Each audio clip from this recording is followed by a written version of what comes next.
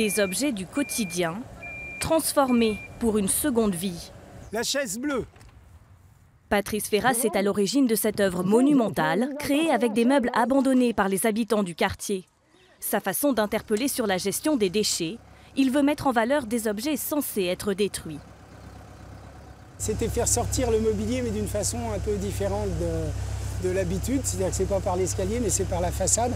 Et surtout au niveau de la perception, on a un rendu qui est plutôt surprenant parce qu'on ne sait plus si on est dans de l'horizontalité, la verticalité. Et le mobilier prend un autre statut par rapport à tout ça. L'œuvre est éphémère. L'immeuble devenu vétuste sera détruit dans quelques semaines.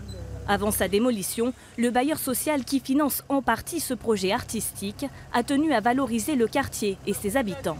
Ça fait rentrer pour moi la culture, l'artistique dans un quartier prioritaire de la ville.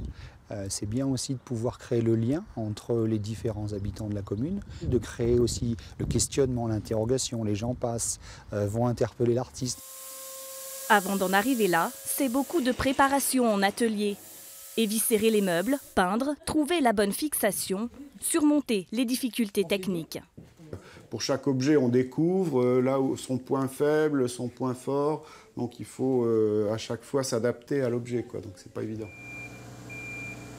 L'œuvre sera inaugurée avec les habitants le mois prochain, mais elle attire déjà quelques curieux. Ah non, mais c'est magnifique, original, la couleur, voilà. Dans un quartier qui est un petit peu tristouné, ça va quand même égayer. Plus que quelques semaines pour venir observer cet immeuble multicolore. Il sera détruit dans l'année pour être remplacé par un jardin.